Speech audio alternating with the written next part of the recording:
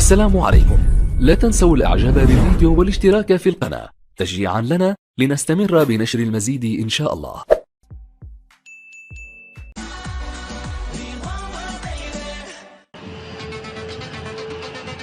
بطل إفريقيا للاعبين المحليين في رحلة البحث عن التتويج العربي.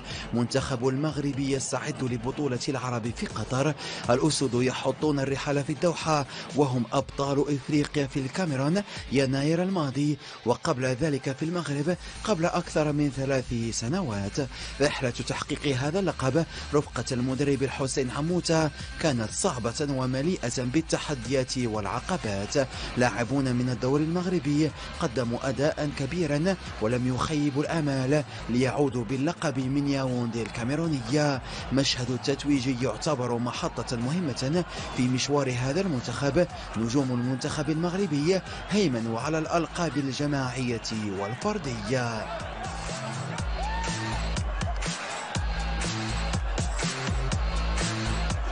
الصعوبة اللي كانت هو أنه نحن أصحاب آخر لقب اللي كانت في البطولات اللي نظمت بالمغرب، وبالتالي الأنظار كانت كلها متجهة والاستعدادات بالنسبة للخصوم كلها متجهة من سيقصي البطل أو سيفوز على البطل، وبالتالي فكان من الضروري أننا نستعد بشكل جيد بانتظام وأن نسافر بواحد الروح اللي هي عالية وبتركيز اللي هو عالي وبنفس الحماس اللي ممكن يخولنا أننا نحقق نتائج.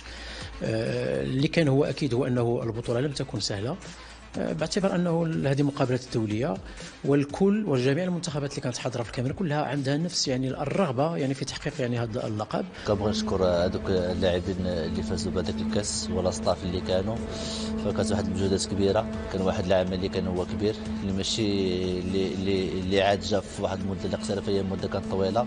كانوا عده تربصات اللي كنا قمنا بهم وعده مباريات اللي حاولنا نشتغلوا فيهم بما فيه الكفايه ونحققوا فيهم واحد النتائج اللي هي ايجابيه.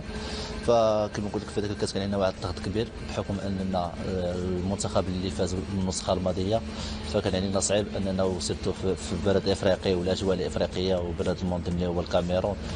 كانت الامور شويه صعيبه، ولكن الحمد لله كنا مامنين بالحظوظ ديالنا، كنا مامنين بالعمل اللي كنقوموا به. الحمد لله كانت عندنا واحد التوليفه اللي هي قويه. كنا عندنا واحد اللاعبين ممتازين اللي كانت عندهم تجربه، وكان عندنا كذلك لاعبين شباب اللي كانوا قالوا الكلمات ديالهم. الحمد لله. On a gagné le Chan au Cameroun. On se devait de faire 2 fois de suite de gagner la compétition. Ce fut une bonne expérience. Ce n'était pas facile parce qu'on sait que jouer en Afrique c'est toujours pas évident. Mais alhamdoulilah, on avait les qualités et avec l'aide de tout le staff, le coach et les joueurs, on a su confirmer qu'on était une bonne équipe et on a gagné alhamdoulilah. تتويج لاعبي الدوري المغربي بلقب قاري يعيد النقاش في المغرب حول أحقيتهم بحمل قميص المنتخب الأول ولعب أدوار أساسية مع المدرب وحيد خليلوزيتش. أسماء عديدة حققت هذا اللقب القاري في مناسبتين. يحيى جبران نجم الوداد من بين أهم الركائز الأساسية في منتخب عموتة، وسابقا مع جمال السلامي.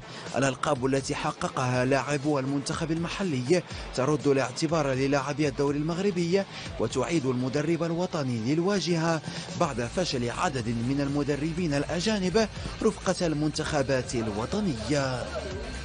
انتظرنا واحد البطولة اللي غتكون بطولة كبيرة، لا سيما دولة قطر اللي كشفنا مؤخرا الملاعب ولا جميع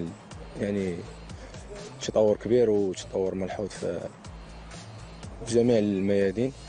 وكنظن باللي ان شاء الله المشاركه ديال المنتخب الوطني المغربي ان شاء الله خصها تكون مشاركه اللي مشرفه ان شاء الله، من خلالها نظهروا شنو بديك الوجه الحقيقي ديال اللي دارنا فيه مؤخرا مع المنتخب المحلي. فرصه متاحه لنا ان شاء الله بجميع حنا عندنا جميع الظروف مواتيه لنا ان شاء الله باش نمشيو ونديروا شي نتائج ايجابيه ان شاء الله. الحمد لله تلفنا شاف الجميع، مشينا للشان في الكاميرون. الكل كان كيتمنى اننا نفوزوا على المره على التوالي في الشان. الحمد لله تحقق المبتغى وتأهلنا ودينا الشان، وكنهديو جميع المغاربه اللي كانوا فرحانين والحمد لله نحققوا لما لا مره اخرى. تشكيلة تضم خليطة من لاعبي الدوري المغربي رفقة أسماء بصمت على أداء كبير لتفوز بعقود احترافية في دول خليجية وعربية عديدة. هذا التنوع في التشكيلة، الأسماء وكذلك الجودة، يضع المنتخب المغربي مرشحا فوق العادة للذهاب بعيدا في كأس العرب والانطلاق أمام منتخبات قوية في دور المجموعات: فلسطين، الأردن والسعودية. سفيان البفتيني من بين نجوم الدوري المغربي سابقا ومدافع الأهلي القطري حاليا يدرك جيدا صعوبة مواجهة منتخبات قوية في مونديال العرب، ويتطلع لتقديم أداء كبير والوصول بالمنتخب المغربي لأبعد نقطة. بالنسبة لي يعني الفرق أو المنتخبات اللي طحنا معهم في المجموعة مثل المنتخب السعودي، منتخب قوي، منتخب اللي في الآونة الأخيرة يعني تبرهن على أنه منتخب قوي في الدوريات الخليجية. دونك حنايا ولا المنتخب الأردني ولا الفلسطيني، دونك حنا غادي نجيو وغادي نلعبوا مقابلة. المقابلة الأولى عندنا مع فلسطين. تتعرف بأن المجموعة لازم أنك تفوز في مقابلتين باش تضمن التأهل ديالك للدور الموالي. ان شاء الله غادي نلعبوا مقابله. احنا ثاقين في القدرات ديالنا. الحمد لله الان راحنا تنبريباريو دي ماتش اميكون. لعبنا مؤخرا 3 مباريات. السي حسين تيحاول على انه يشوف اللاعبين اللي غادي يكونوا معاه في هذه المسابقه، اللي غادي يمثلوا المنتخب الوطني احسن تمثيل. دونك حنا جاهزين ونتمنى ان شاء الله بانه مع هذه المنتخبات اللي معنا في المجموعه اننا نضاربوا واحد الشكل جيد وندوزوا الادوار المواليه ونفرحوا الجماهير ديالنا اللي واضعه فينا الثقه. مكونات الأسود تدرك جيدا قوة المنافسين وصعوبة البقاء في القمة. مستوى الأندية المغربية على المستوى القاري وتحقيق ألقاب عديدة في السنوات الماضية أعاد الاعتبار للاعبين المغاربة ليحظوا بمكانة خاصة ومميزة في قلوب المغاربة. رسالة واضحة أن الأسود سيسافرون لقطر بنفس العزيمة والطموح لتحقيق لقب عربي جديد ومواصلة إسعاد المغاربة.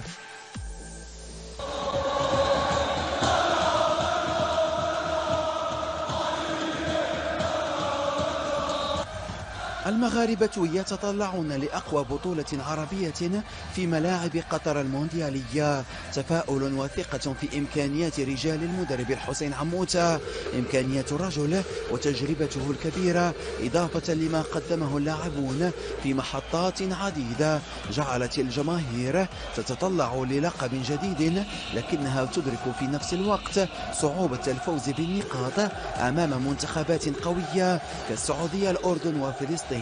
التألق في قطر يتطلب الكثير من العمل والجهد في الطريق للذهاب بعيدا والفوز بمونديال العرب.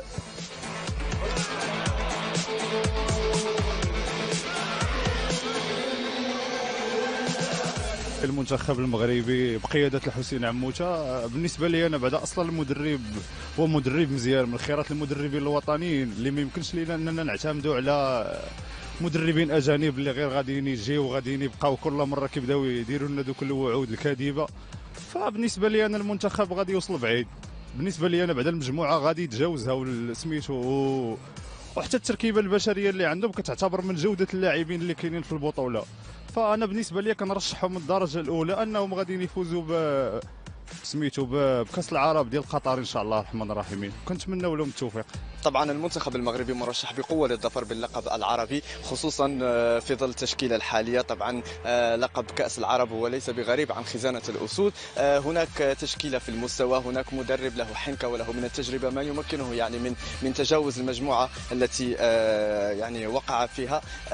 نتمنى كل التوفيق للاسود ونتمنى ان شاء الله ان اللقب يرجع مره اخرى الى المغرب. المنتخب المغربي عنده حظوظ وافره في كاس العرب الحكم المجموعه اللي فيها انه في المتناول ويمكن لنا نتجاوزوها، وبحكم المدرب اللي عنده تجارب مع فرق عربيه واسيويه ومغربيه، وان شاء الله نكونوا في المستوى هذا العام ان شاء الله.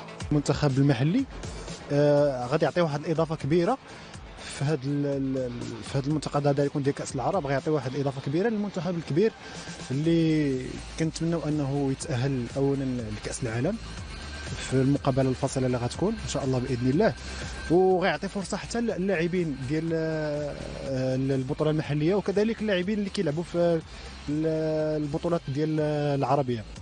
يعني هذا غيعطي واحد كما قلت لك غيدعم المنتخب الكبير، وهذا الشيء اللي كنتمنوا ان شاء الله باذن الله، وكنتظروا غتكون شي حاجه زوينه على يد الناخب الوطني حسين عموته اللي تبارك الله يعني بين اللمسه ديالو لا مع الفرق اللي فيت دربها ولا كذلك مع المنتخب المحلي.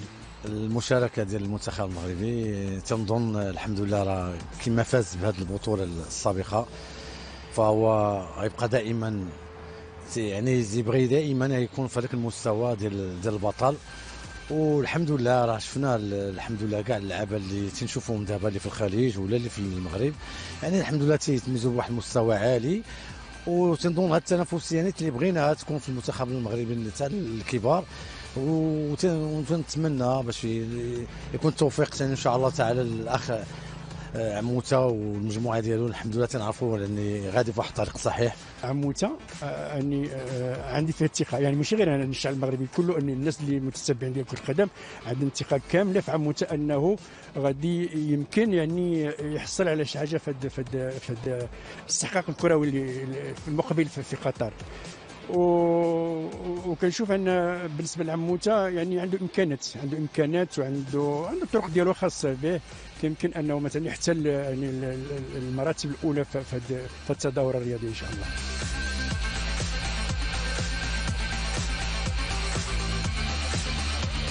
مدربون مغاربة ونجوم المنتخب المغربي سابقا يثقون في قدرات اللاعب المغربي.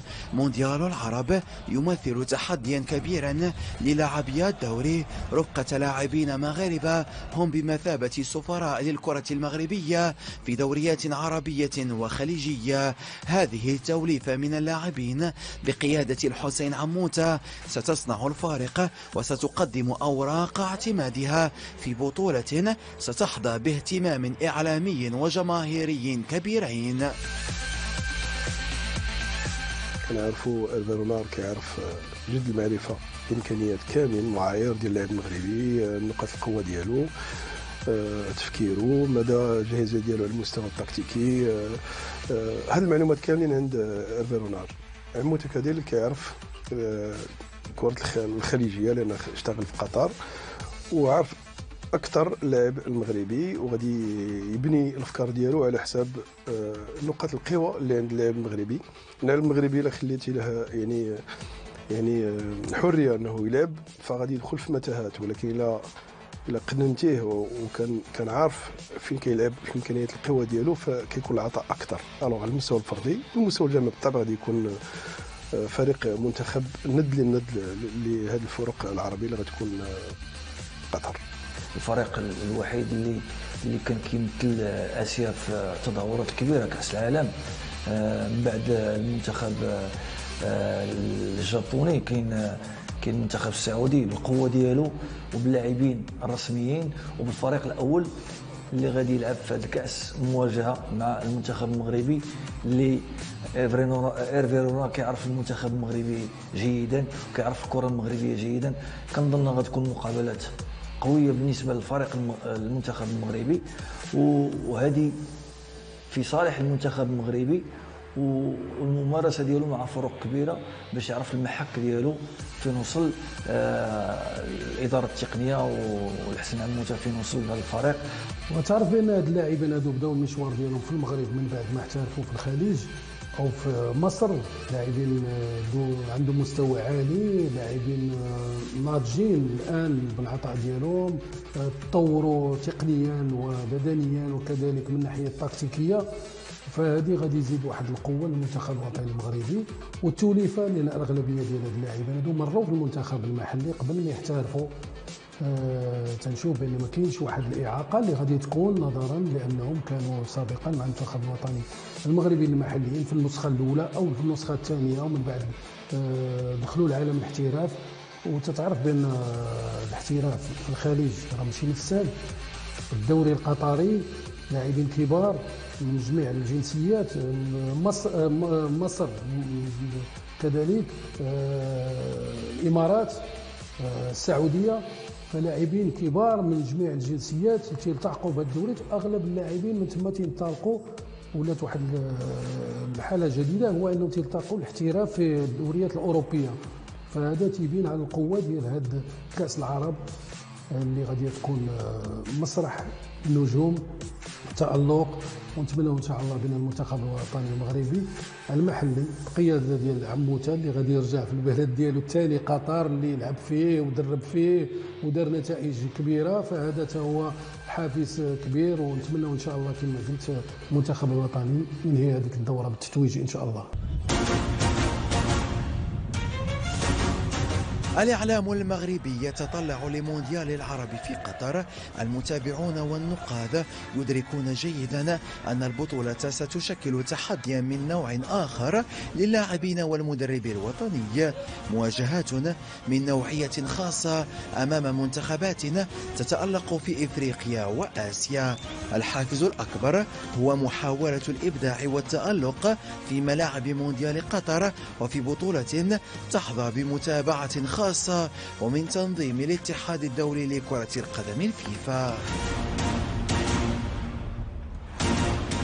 المنتخب المحلي سيكون له كذلك ظهور جيد حسب إذا طلعنا على اللاعبين وجودة اللاعبين، فانظر بأن عموته اختار أفضل اللاعبين، وهناك مزيج بين اللاعب المحلي واللاعب المحترف في الدوريات الخليجية، بمعنى هناك لاعبين لديهم تجربة في الخليج سيقدمون إن شاء الله الإضافة للمنتخب الوطني المحلي. المنتخب سيشارك كبطل لإفريقيا بمعنويات مرتفعة، بطموح أكبر أنه يقدم صورة جيدة في كأس العرب. نعلم أن كأس العرب هو تمهيد لكأس العالم، بمعنى منافسة لها قيمة، لها سيكون في حضور وازن للمنتخبات، كذلك للمسؤولين على هذه المسابقة العربية. ونعلم أنها ستقام تحت إشراف الاتحاد الدولي لكرة القدم، بمعنى أنها مسابقة معتمدة، بمعنى يجب على المنتخب المحلي أن يظهر في صورة جيدة وأن يقدم صورة جيدة عن كرة القدم الوطنية. مهمة صعبة جدا للمنتخب الوطني المغربي في نظري. لماذا؟ لأنه منتخب حامل اخر نسخه ديال كاس الافريقيه للاعبين المحليين الشان بالكاميرون، حامل لقب كذلك النسخه الاخيره ديال كاس العربيه اللي تنظمات كذلك في السعوديه منذ 9 سنين. فهو منتخب يدخل كواحد من ابرز المرشحين للظفر بهذه النسخه ان شاء الله المسبع تنظيمها في قطر، واللي بروفا لكاس العالم المقبله ان شاء الله في قطر. فمجموعه كتواجد فيها المغرب، مجموعه كتضم السعوديه، الاردن، فلسطين. المنتخب الكل يراهن على انه الصراع غادي يكون انه مغربي سعودي، بحكم ان المنتخب السعودي كذلك واحد من ابرز المرشحين للظفر بهذه النسخه. مشاركه الفريق الوطني المغربي الرديف في هذه المنافسه يعتبر مشاركه جد ايجابيه، خصوصا بالنسبه للعناصر الوطنيه التي تزاول في البطوله الاحترافيه، وكذلك المحترفين اللي كيتواجدوا تقريبا سواء في الامارات، قطر او مصر. وبالتالي هذه المنافسه ممكن انها تزيد من القيمه ديال اللاعبين المغاربه، سواء اللي انطلقوا من البطوله المغربيه ولا كذلك اللي كيزاولوا في دوريات خليجيه، وكذلك خصوصا على المستوى المصري مثلا بحال بدر بنون او اشرف بن شرقي. حظوظ الفريق الوطني المغربي تبقى قائمه جدا من خروج في المجموعه اللي كنعرفوا فيها الاردن، فلسطين، وكذلك منتخب العربيه السعوديه اللي غتلعب بالعناصر ديالها اللي موفقه تلعب فيها في احصائيات كاس العالم او لا احصائيات كاس اسيا. اظن ان المباراه الفاصله بين المنتخب المغربي والمنتخب السعودي هي اللي غادي تكون كتحسم امر تاهل المنتخبات ضمن هذه المجموعات. المغرب يدخل المونديال العربي كحامل للقب بعد تألقه في آخر بطولة عربية للمنتخبات قبل أكثر من 9 سنوات، بطولة نظمتها السعودية ليحقق المنتخب المغربي اللقب متفوقا على منتخبات قوية كالبحرين والعراق ثم المنتخب الليبي في المباراة النهائية. أحمد شاكو من بين العناصر التي تألقت في تلك البطولة تحت قيادة البلجيكي البلجيكي إيريك غيريتس مدرب المنتخب الأول في تلك الحقبة. في دور المجموعات كانوا لقاءات قويين، كان المنتخب العراقي ولا البحرين ولا كانوا المنتخب الامارات ولا السعوديه اللي كانت منتخبات قويه. الحمد لله تقنا في الانفس ديالنا، كان عندنا كيف كنقولوا اجتماع بيننا وبين الطاقم التقني ولا حنا لاعبين شخصيا. كان الهدف ديالنا هو نمشيو لقاء بلقاء، والحمد لله كيف تجاوزنا الدور المجموعات مشينا للنصف النهائي، واجهنا المنتخب العراقي اللي لعب المنتخب الاول اللي خلق لنا عده متاعب، ولكن الحمد لله تفوقنا عليه بجوج لواحد في النصف النهائي، ومشينا للنهائي اللي واجهنا المنتخب الليبي حتى هو كان منتخب عنيد يعني خلق لنا مشاكل كثيره. مشينا حتى للضربات الترجيحيه اللي كيف كنقولوا ضربات الحظ ابتسمت لينا، والحمد لله هذا الفوز بكاس العرب كانت تجربه ناجحه لجميع اللاعبين داخل البطوله الوطنيه في عهد إيريك غيريتس.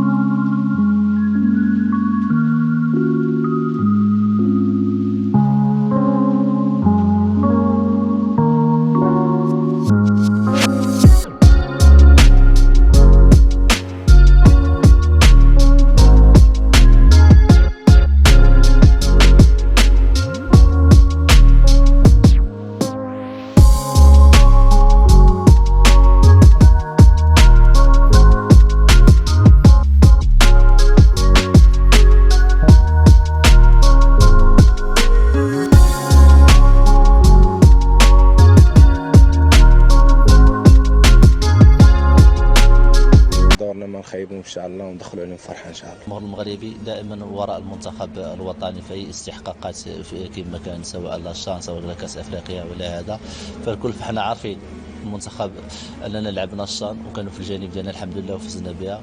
كنتمنى الثقه تزيد تبقى ويزيدوا يساندونا ان شاء الله في هذا. كما قلت لك فهي كتلعب واحد الاقصائيات اللي هي وحده اخرى ماشي كاس افريقيا ولا هذه، كتلعب واحد المنتخبات اللي هي قويه دونك ماشي سهله. حنا عارفين هذا الشيء وعارفين العمل اللي تنقوموا به، اللي كنتمناهم يزيدوا يعطيونا الثقه يثقوا فينا.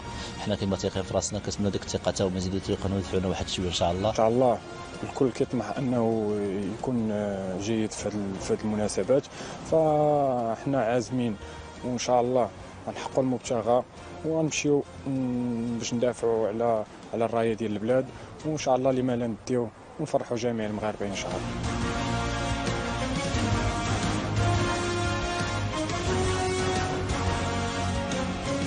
عودة المنافسة العربية بعد توقف لسنوات ومع اقتراب ضربة البداية، الجماهير المغربية تنتظر بشغف الظهور الأول. منتخب مغربي بكثير من المواهب والإمكانيات وبقيادة أياد أمينة. بداية المشوار في دور المجموعات قبل المواجهات القوية في أدوار ربع النهائي والمربع الذهبي. المغرب يضع العين على اللقب العربي، قلوب ودعوات قوة المغاربة مع هذا الجيل لمواصلة الإنجازات القارية والعربية.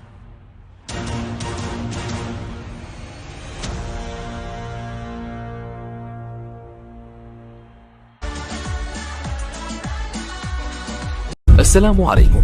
لا تنسوا الاعجاب بالفيديو والاشتراك في القناة تشجيعا لنا لنستمر بنشر المزيد إن شاء الله.